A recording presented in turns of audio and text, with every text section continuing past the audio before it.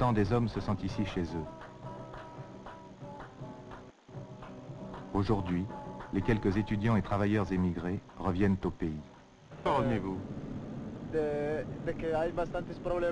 Nous revenons parce que nous pensons que tout Sahraoui doit défendre sa terre et y revenir lorsque c'est nécessaire. Nous devons revenir dans notre pays pour être avec notre peuple, souffrir et lutter ensemble dans ce moment critique.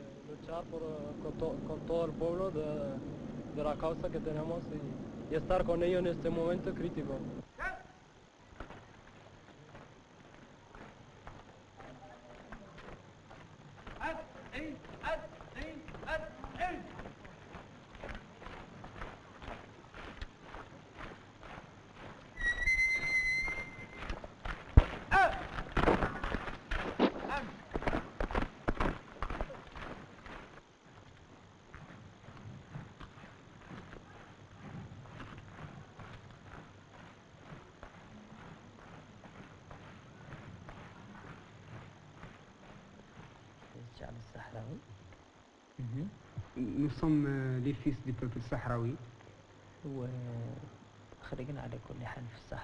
Nous sommes nés au Sahara. Nous avons grandi au Sahara. Au temps de Jeish Tahrir, l'armée de libération, qui était dirigée par le Maroc et dont la base était du peuple sahraoui. Et où le peuple sahraoui a consenti d'énormes sacrifices.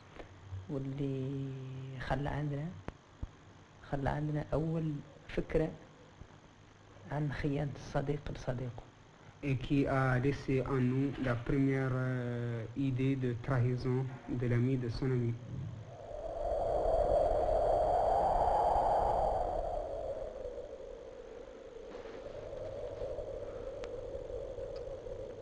L'Espagne colonisait le Sahara espagnol depuis 1884. Pour sauvegarder ses intérêts dans le phosphate et la pêche, préserver ses recherches pétrolières et pour conserver les villes de Ceuta et Melilla, enclaves sur le territoire marocain, le gouvernement espagnol a prévu un double jeu qui l'a amené à une passation de pouvoir pure et simple aux Marocains. Le roi Hassan II, en accord avec ses principaux alliés occidentaux, a su lui aussi trouver le double jeu lui permettant de récupérer le territoire abandonné par l'armée espagnole. C'est l'opération baptisée Marche verte, écran de fumée offert à l'opinion internationale pour qu'elle ignore l'invasion militaire du territoire sahraoui. Le départ de cette opération était prévu pour le 28 octobre. Le 1er novembre, les forces armées marocaines pénètrent dans les zones libérées du Sahara occidental. Le 4 novembre, l'armée de chômeurs de Hassan II défile devant les caméras de la presse internationale.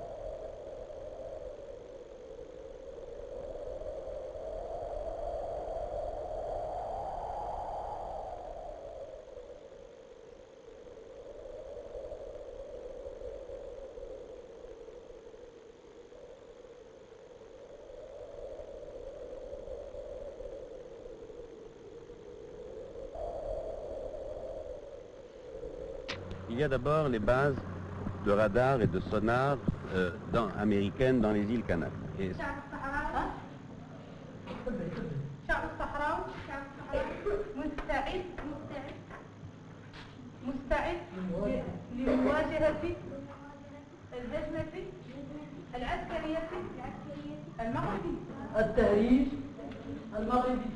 l'histoire du Maghreb. Le peuple sahraoui est prêt à combattre l'envahisseur marocain.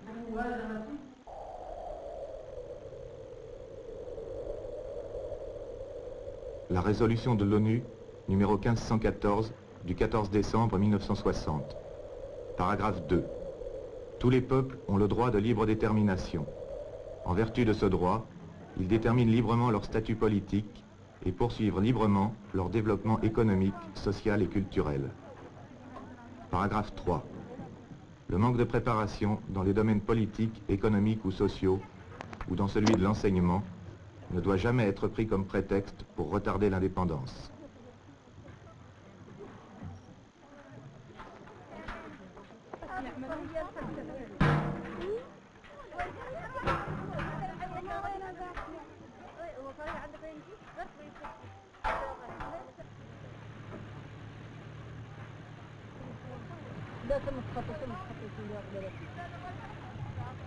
الحجة دائما اللي عند الاستعمار هو على انه هذا الشعب ما قادرش يعود وحده.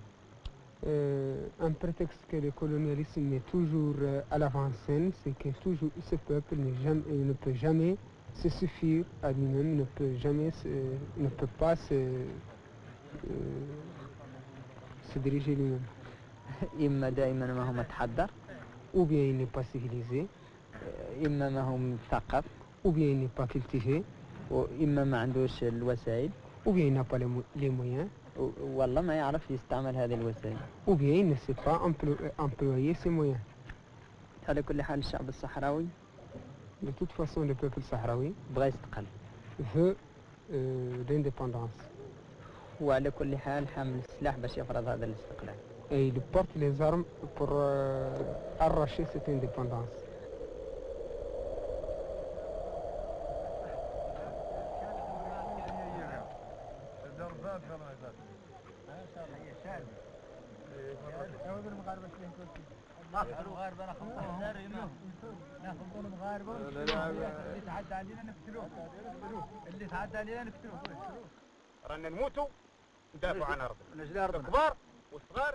On meurt, on se défend, grands, petits, femmes, enfants et hommes.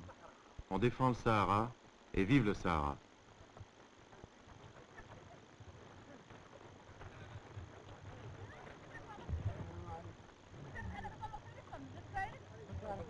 Pour justifier son invasion, Hassan II s'est présenté comme le roi des croyants. Dans cette petite ville de la zone libérée, les chefs religieux sahraouis affirment leur adhésion à la lutte du Front Polisario. On marche sur le chemin que nous ont laissé nos ancêtres et le livre du prophète. Toute tribu limitrophe des tribus du Sahara qui a cherché à pénétrer les terres sahraouies ou à marcher sur le peuple sahraoui a toujours été, sinon exterminé, en tout cas complètement repoussé. احنا ما نصلوا حد ولا حد صال علينا عدم ما سنة الجهاد الصايل دمه هذا ما عندك الشجع اللي هو صايل Chez nous, والناس صايل dans la juridiction musulmane, celui qui attaque, celui qui porte le tort est coupable. Et même si on le tue, on a réponse devant aucune instance. La manifestation de juin 1970 à El Ayoun, réprimée par une fusillade qui a fait 60 morts, a marqué le commencement de la lutte armée contre les forces espagnoles. Avec la création en mai 1973 du Front politico-militaire F. Polisario, qui répond à la volonté d'indépendance unanime du peuple sahraoui, l'affrontement prend un caractère nouveau. Un grand nombre de Sahraouis désertent l'armée espagnole avec leur armement et rejoignent les commandos du front. Ces Land Rover en témoignent. Nous étions d'accord sur des principes. Parmi eux, le plus important, c'est que l'Espagne va défendre sur le droit du peuple sahraoui à l'autodétermination et à l'indépendance. C'est ça qu'ils ont dit les Espagnols. Ah oui. Qui c'est la personne qui représentait le gouvernement espagnol dans ce contexte?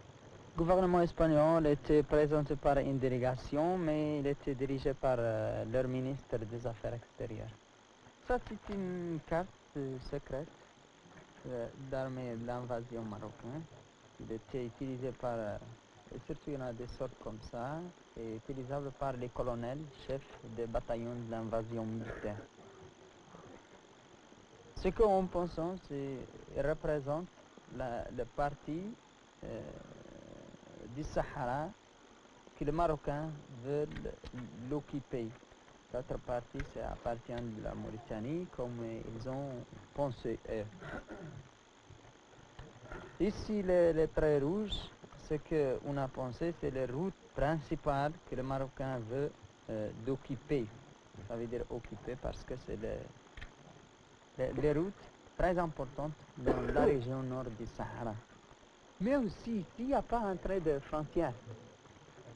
Vous voyez? Oui. C'est pour ça est-ce que ce n'est pas une pas tactique ou pas première de prendre le nord du Sahara. Et après le sud du Sahara et après des autres choses. La Mauritanie. Vous voyez pourquoi non?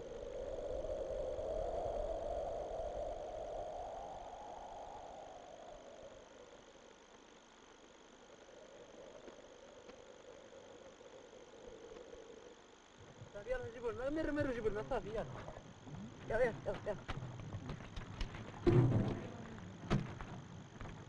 يلا اللي قاعد يجيب المجيب قاعد يسوي يلا كان اوبري ايوه هذا السبب يعني كيف حاول حاول ما قال حد هي غاية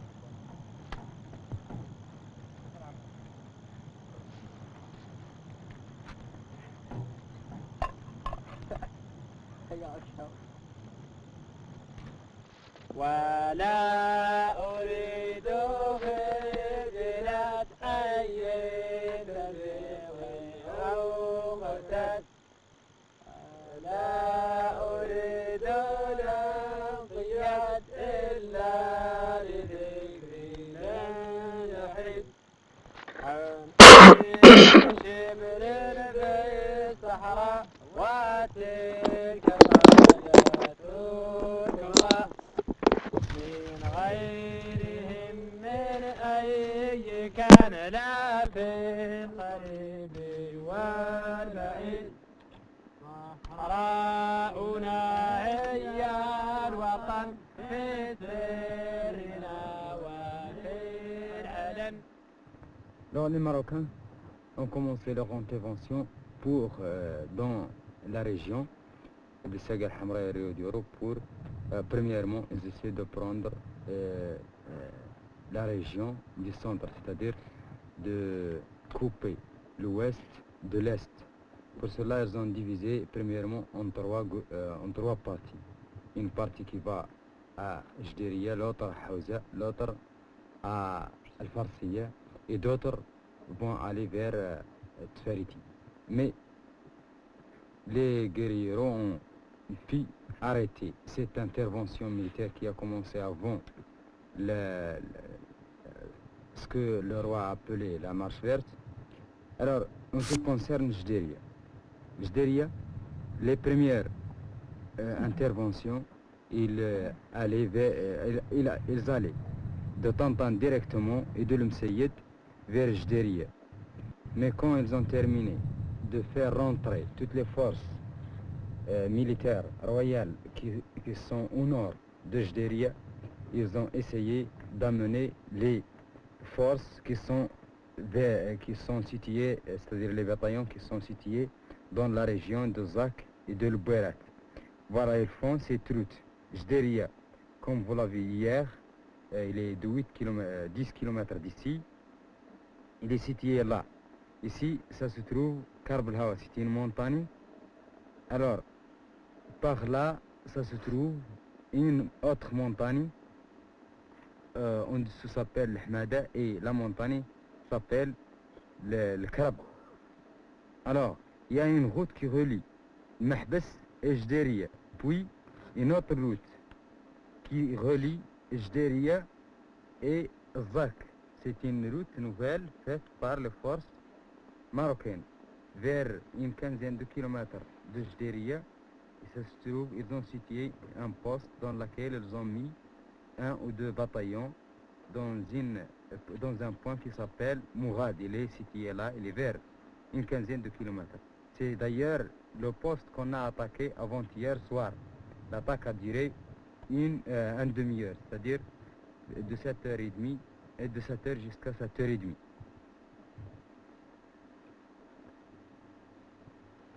La population civile a tout abandonné pour fuir l'invasion marocaine.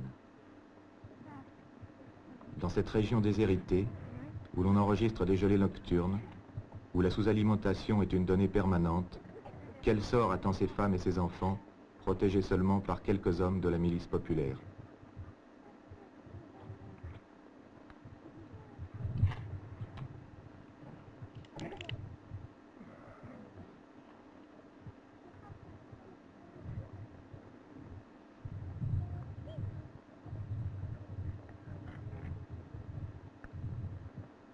el día 30 de octubre. La guarnición española han recibido Le 30 octobre, la garnison espagnole, tant la police territoriale que la Légion, qui se trouvait à Jdiria, a reçu l'ordre du gouverneur général de se retirer. El día 2 de noviembre entraron las fuerzas marroquíes. Le 2 novembre, les forces marocaines entrèrent à Jdiria, avec une trentaine de véhicules et 600 hommes. Están transportando unos 600 hombres. Una vez entrado en los cuarteles, izaron las banderas marroquíes. Le drapeau marocain fut hissé dans les deux casernes. Una vez llegaron allí, por la noche avisaron a la población civil para que se retire. Ils demandèrent à la population civile de se retirer, car ils étaient sûrs qu'on allait attaquer la position marocaine. Le Polisario, pour que la population n'en souffre pas, ils nous demandèrent de partir. Alors les gens, les femmes, les enfants sont partis à pied. Qui a demandé à la population de se retirer? Les dirigeants du Polisario qui étaient là. Ils n'avaient pas d'armes, mais ils organisaient le départ des gens. Nous sommes partis sans rien emporter, ni vêtements, ni rien. On a même laissé les chèvres.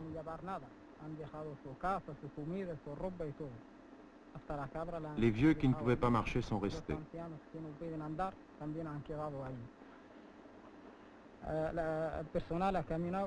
La population civile a marché pendant 30 km. Le lendemain, 2 enfants effrayés par les coups de feu se sont séparés de leur mère. Nous les avons retrouvés morts de soif et de froid.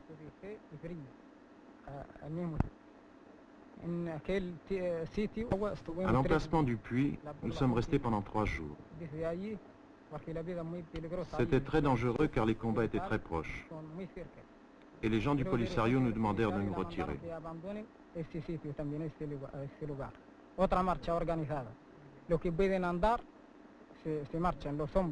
Nous avons organisé la marche, les hommes à pied, les femmes et les enfants en voiture.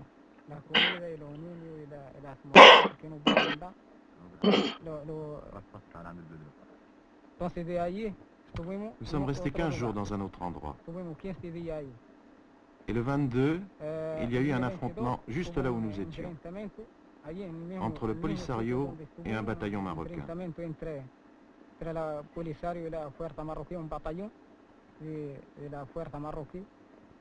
También los dirigentes mandaron la población civil que se retire. Sur la route de Jdiria, tout ce que les Marocains trouvèrent, ils l'ont détruit, brûlé ou tué. Le bétail, les tentes, tout. Nous sommes en train de chercher de l'eau, car nous n'avons pas de véhicule pour la transporter. Il faut que nous construisions des abris, car nous n'avons pas de vêtements pour nous protéger du froid. Pas de médicaments et très peu de nourriture. La comida es muy poca y la medicina que no tenía, que todavía no se ha llegado. Entonces pensamos que si puede quedamos aquí, que se van a organizar aquí un campamento bien, con una escuela y con todos los... Si nous pouvions rester là, nous monterions un camp avec une école pour éduquer et préparer les gens.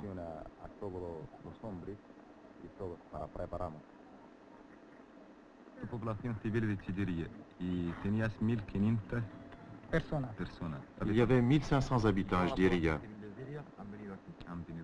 Et ils sont tous venus ici? Tous, même les gens des environs qui, comme nous, ont eu peur. La gente que está cerca de Jdiria, aunque no habita en el mismo Jdiria, han venido para acá también. ¿Y aquí han venido? ¿Cómo han venido aquí? Comment sont-ils venus ici? La mayoría andando. En marchant pour la ¿Hay plupart. combates en este momento? Il y a des combats dans cette zone? Un poco más distancia hacia el norte, sí. Un peu plus au nord, oui. Todos los días. Tous les jours? Hombre, no te podía garantizar esto, porque Tous les ahora no jours. estamos en donde está el combate. Avant-hier, nous avons entendu les mortiers du matin au soir. Una arma pisada. Sí, antes de ayer. De por la mañana hasta por la noche. Vous croyez que la guerre sera longue? Oui, très longue. Ce sera la mort ou l'indépendance totale. Pouvons, avec nos moyens.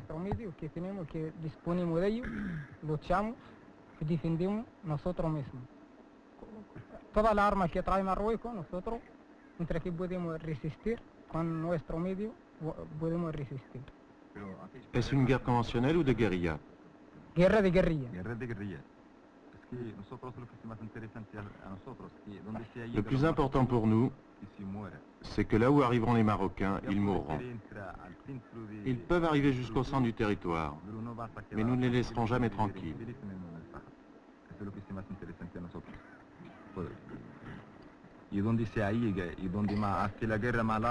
Et si la guerre dure, nous aurons l'avantage. Les dirigeants du Polisario ont recherché un appui international qui leur sera offert d'abord par la Mauritanie. Plus tard, la Libye leur apporte une assistance plus effective et c'est seulement en dernier lieu qu'ils ont obtenu le soutien algérien. Le territoire abandonné par l'armée espagnole est passé immédiatement sous l'administration du Polisario. Depuis l'invasion marocaine, c'est l'état de guerre. Tous les hommes de plus de 15 ans sont soldats du front.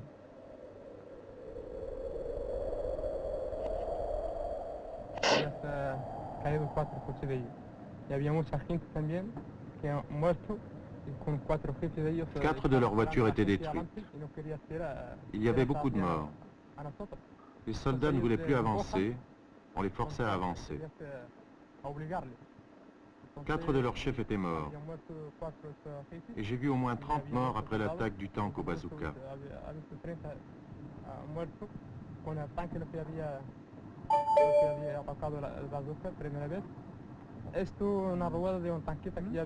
C'est la roue d'un blindé qui avait explosé avec une mine.